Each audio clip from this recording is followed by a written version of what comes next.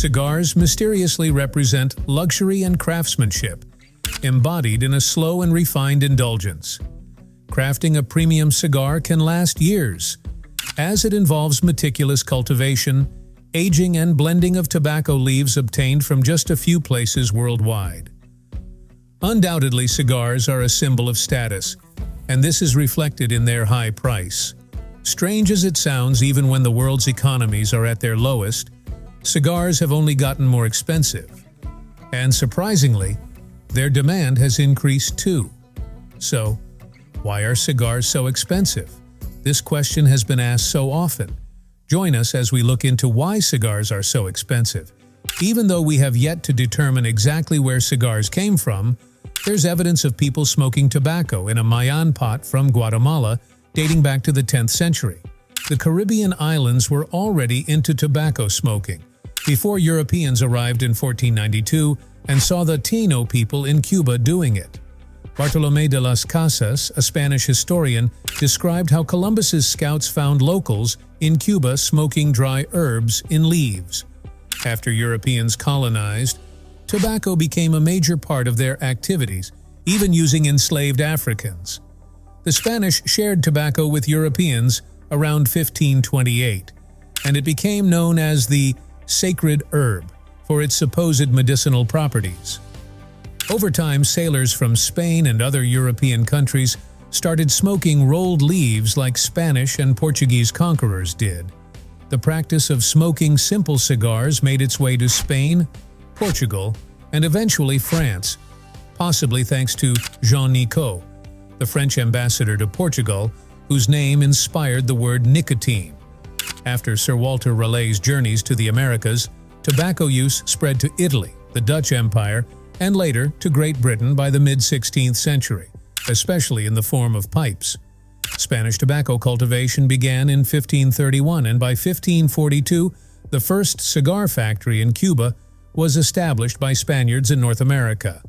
Although tobacco was initially believed to have medicinal properties, some considered it harmful, as denounced by leaders like Philip II of Spain and James I of England. Around 1592, a Spanish ship brought tobacco seeds to the Philippines, distributed among Roman Catholic missionaries who found suitable conditions for growing high-quality tobacco. The popularity of cigars rose in the mid-18th century. During the 7 Years' War, Israel Putnam is said to have brought back Havana cigars, making cigar smoking popular in the U.S. after the American Revolution. Towards the late 18th and 19th centuries, cigar smoking was common, while cigarettes were less widespread. Rudyard Kipling's poem The Betrothed, 1886, reflects this era. The cigar industry was vital, employing many people before automated. Cigar production became practical. Cigar workers in Cuba and the U.S. were involved in labor strikes, contributing to the rise of modern labor unions. In 1869, a Spanish cigar maker, Vicente Martínez Ibor, moved his Príncipe de Gales operations from Havana, Cuba, to Key West, Florida, to escape the troubles of the 10 Years' War. Other makers followed, turning Key West into a major cigar production hub.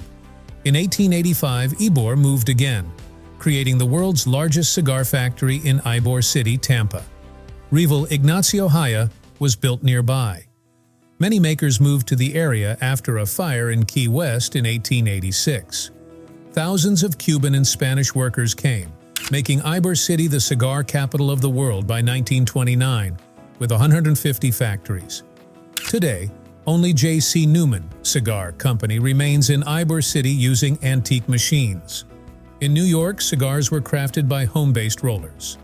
In 1883, 127 apartment houses in New York housed 1,162 families and 7,124 individuals making cigars.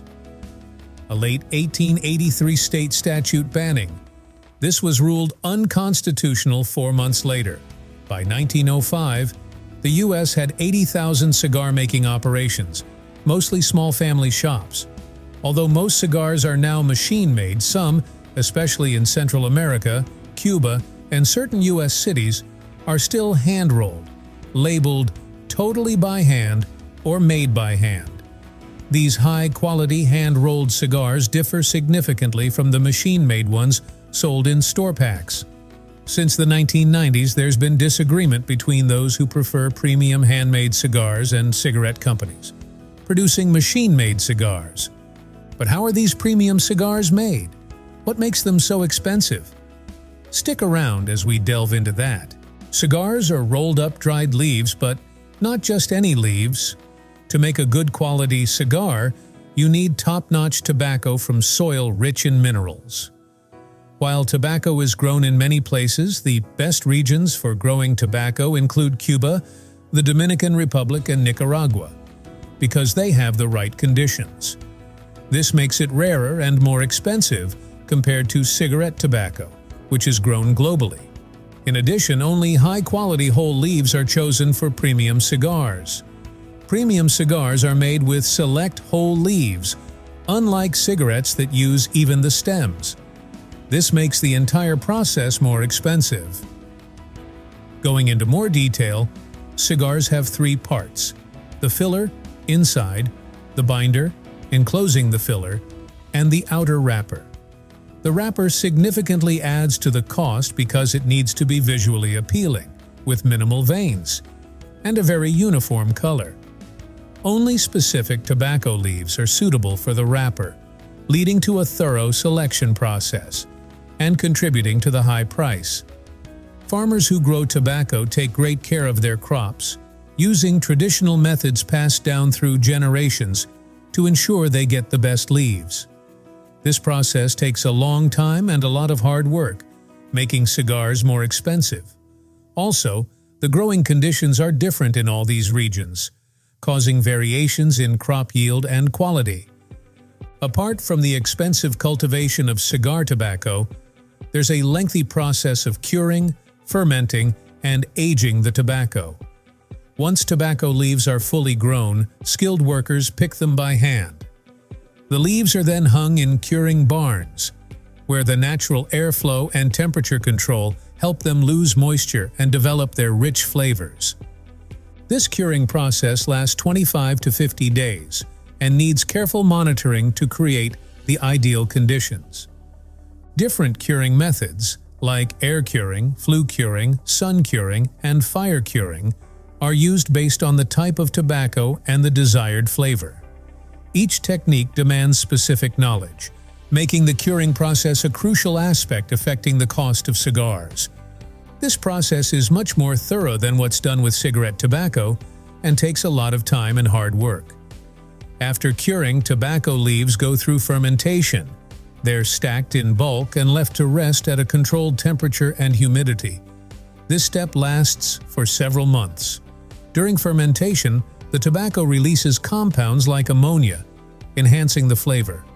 The duration and conditions of fermentation are carefully adjusted depending on the type of tobacco, completely altering the cigar's final taste. High-quality cigars often use tobacco aged for several years, giving them a smoother, more refined taste. This aging process raises the cost of cigars because it takes a lot of time, dedicated storage space, and careful monitoring of the tobacco. Premium cigar makers often take several years before the tobacco is ready for the final rolling by the craftsman. Because this process is so detailed and time-consuming, many people are involved in making a cigar. There's a saying that about 200 people handle a cigar from planting to the final rolling before it reaches your humidor.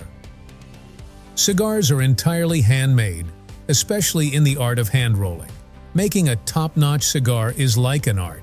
It takes many years of experience and training. Expert cigar rollers, also called torcedores, carefully pick and blend tobacco leaves, mixing flavors and textures that go well together. They then carefully roll each cigar, ensuring the filler, binder, and wrapper are perfectly balanced. A well-made cigar draws consistently and burns evenly, giving a satisfying smoking experience. The torcedor's skill has a big effect on the final cigar, and because these highly trained artisans are rare, it adds to the overall cost of premium cigars. So, what else makes these cigars valued at such high prices? We'll delve into that in a bit. Cigars often get hit with high taxes, making them more expensive. This is especially true for Cuban cigars, known for their great quality and flavor, but they face extra rules and taxes. Governments worldwide charge excise taxes on tobacco to discourage smoking and make money. These taxes vary a lot between countries and sometimes can be even higher than what the cigars originally cost. Import duties also increase the price because they're charged on products brought into a country from outside. Both taxes and import duties add to the final cost that people who love cigars have to pay for their luxurious treat. Another factor that makes cigars so expensive is inflation. It has caused prices to rise across various products, including premium cigars.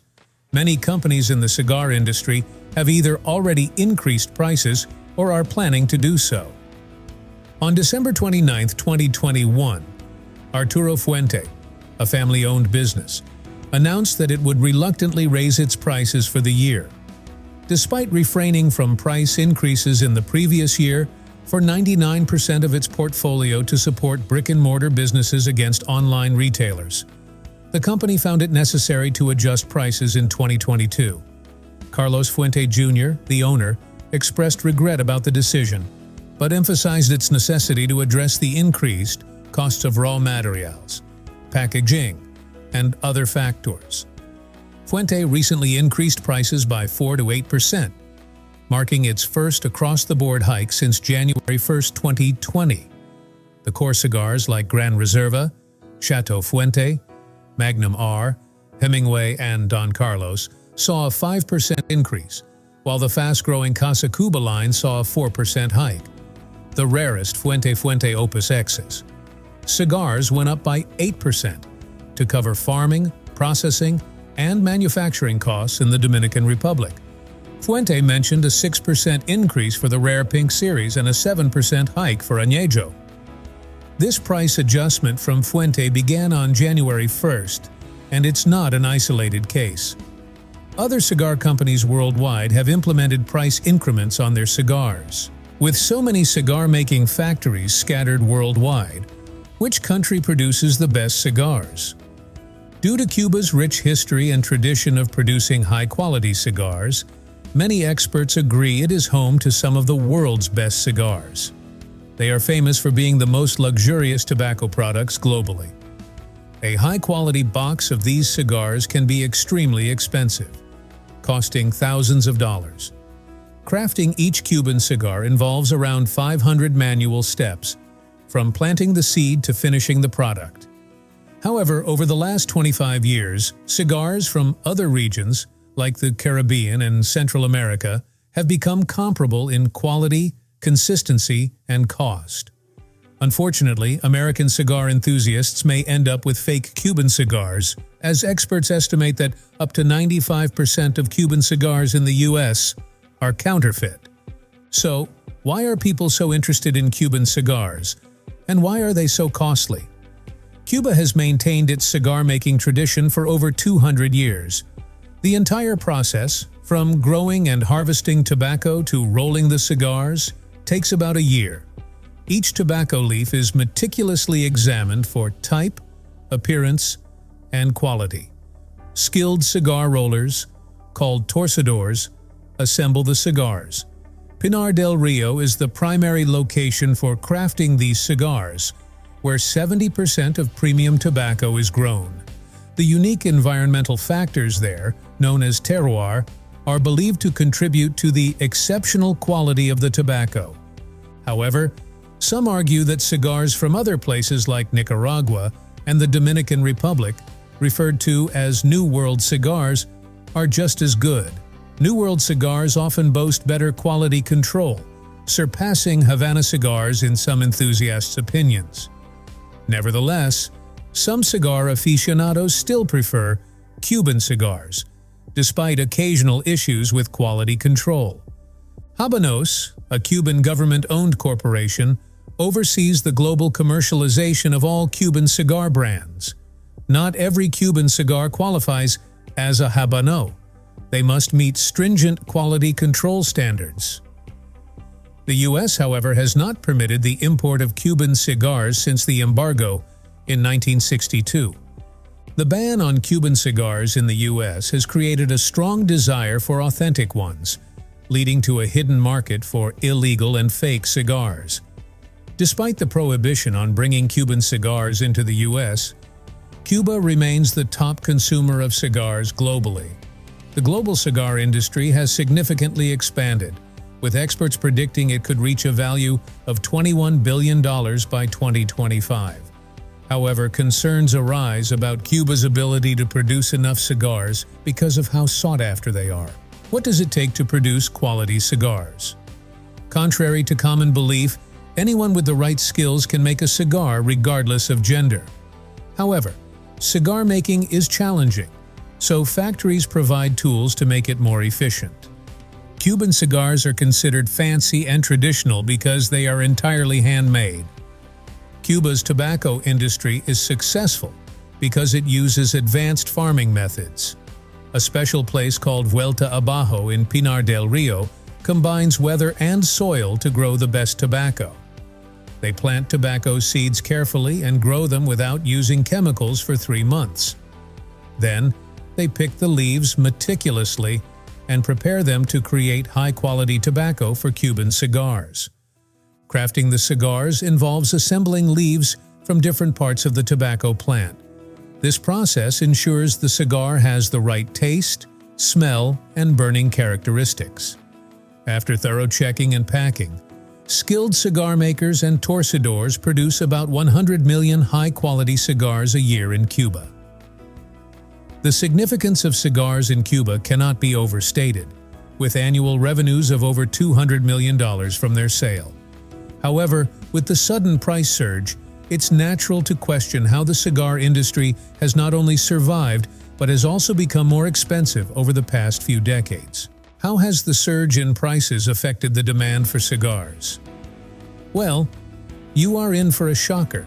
In 2020, when a lot of America closed down due to the pandemic, the handmade cigar market saw more people wanting them, and exports increased by 7%. This growth continued into 2021 with even bigger increases, and it doesn't seem to be slowing down. Many cigars are being brought into the country, humidors are running out, and cigar makers are busy, similar to the cigar boom in the 1990s. Only a few people expected this to happen. Before the pandemic, more fancy cigars were being sent to the United States, but in 2019 there was a small decrease. Then came 2020 with the COVID-19 outbreak. The world went into lockdown, causing lots of problems for the fancy cigar industry. Cigar shops in the U.S. had to close either or limit customers. Many cigar factories, especially in Honduras and the Dominican Republic, had to shut down for a while, and it became hard to move cigars around because logistics almost stopped completely. All the signs were pointing towards a tough time for the cigar business, but things took a turn for the better in September. Like a slow horse that suddenly speeds up at the end of the race, the import of fancy cigars started to rise. In September, the number of imports increased by 46% compared to 2019, and October and November also saw gains of 27%. December had an amazing increase of more than 70%. This strong end to the year made the total shipments for 2020 7% higher than in 2019. 361.3 million fancy cigars were brought into the U.S., almost the same as 2018, the best year for the cigar business since 1997. This great performance continued into the new year. Imports for January 2021 went up by 55%, then 42% in February, and 47% in March. The first quarter of 2021 was 47.3% higher than the previous year. We can expect these numbers to keep improving since the pandemic's effects started in the second quarter of 2020. A lot of the increase in cigar sales, especially during the tough times of 2020 when many stores were closed, came from online or catalog sales, instead of regular shops. Sarah Santos oversees the online and retail divisions of the Scandinavian Tobacco Group in North America. She says she's been in the industry for 18 years and has never seen such big growth or more people buying cigars online. Santos says that Cigars International had a big increase in sales in 2020, going up by a good amount, and it seems it's still going strong. She says their sales show that people spent more on cigars during the pandemic, which they think will continue in 2021. Drew Newman, the fourth-generation owner of J.C. Newman Cigar Co., which has been around for 126 years, gives some history.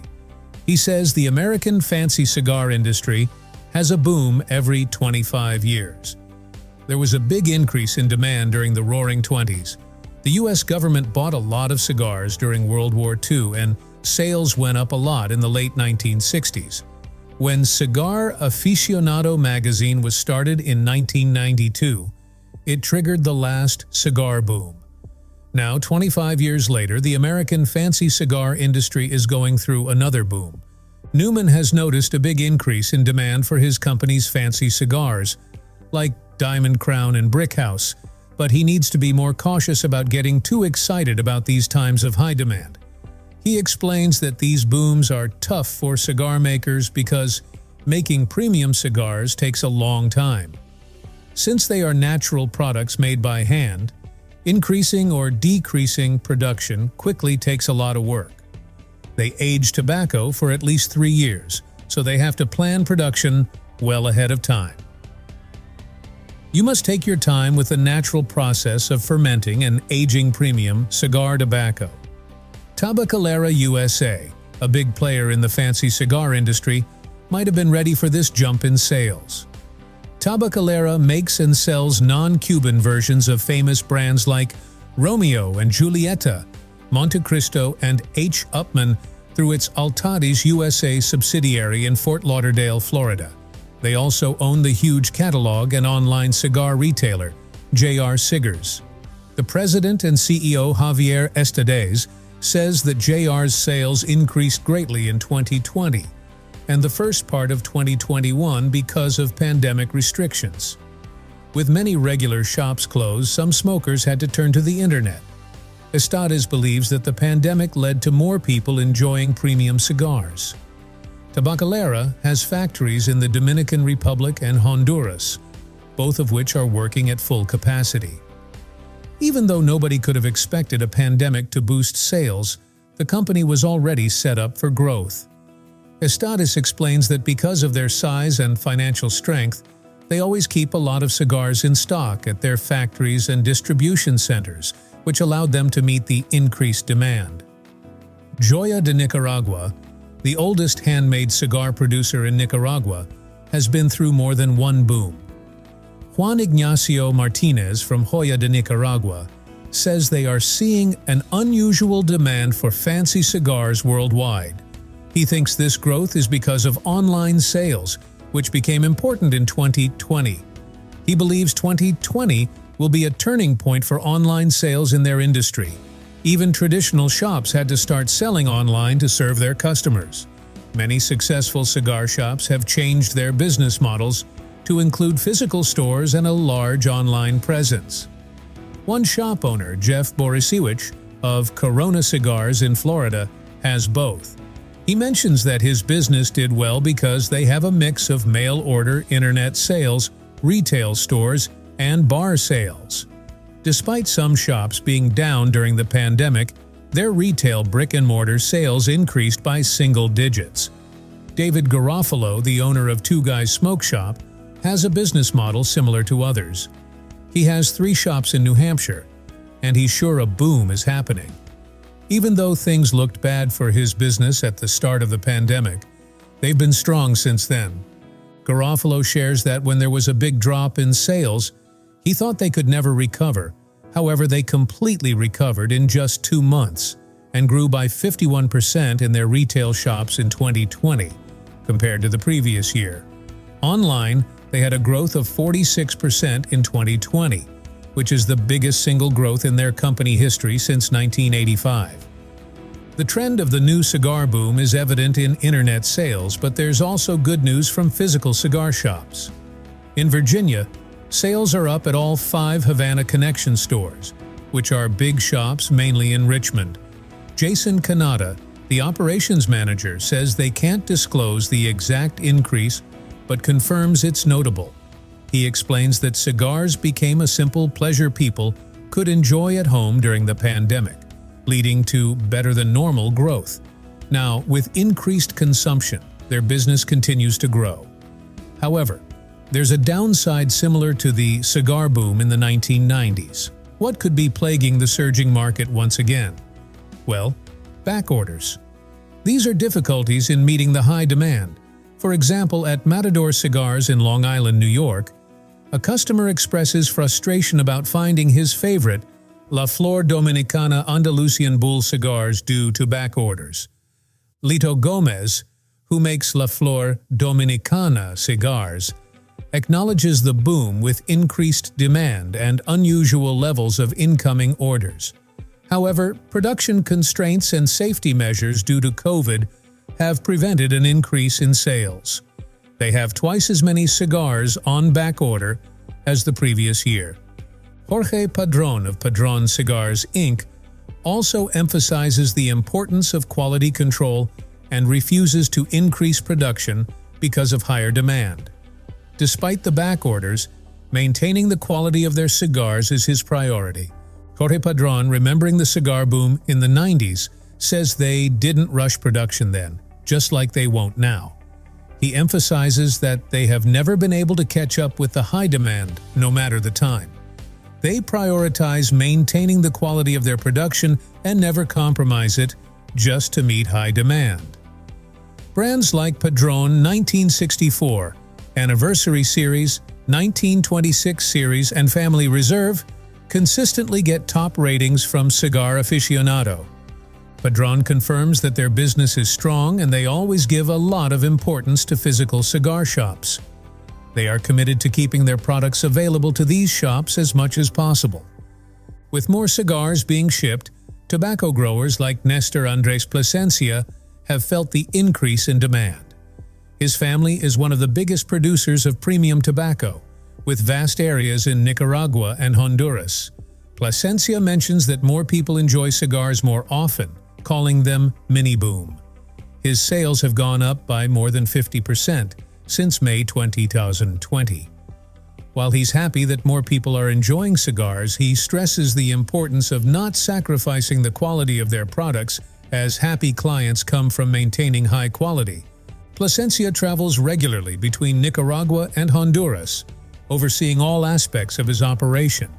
He expresses happiness that more people are enjoying cigars, but emphasizes the need to be careful not to compromise product quality. Veterans like Plasencia have experienced the excitement and challenges of the 90s cigar boom. While comparisons are expected, there are notable differences. Most agree that the last boom started with the launch of Cigar Aficionado in 1992. Cigar bars and tobacco shops popped up everywhere, and cigar-related events became common. Bars and restaurants without cigar programs suddenly had well-stocked humidors, and people who never smoked cigars before became dedicated enthusiasts. The good part of the previous cigar boom was that it made more people aware of cigars and helped struggling. Cigar companies make more money. However, the problem was that there needed to be more cigars to meet the demand. Making good cigars requires using aged tobacco, and increasing the supply takes time. Premium tobacco of any quality became hard to find, leading to conflicts within the industry. Many newcomers entered the market, aiming to profit quickly from the cigar boom, but they introduced substandard cigars made from low-quality tobacco. This disappointed many smokers who were initially excited about the hobby. Before 1992, about 100 million cigars came into the United States annually. By 1997, this number peaked at 417.8 million premium cigars, which hasn't been reached since. This large number proved too much for the market to handle. There were simply too many cigars when all the back-ordered cigars were finally shipped. The cigar bubble burst and distributors were left with unsold products that had to be sold at a discount. The current situation is different. There is a different kind of massive boom happening now. While the market is strong, the current growth is more controlled, and the quality of cigars is generally high. This means this current boom is less likely to fail suddenly than the last one. What did you think of the cost of cigars? Let us know in the comments below, and while you're here, click on the video on the screen for more content like this one.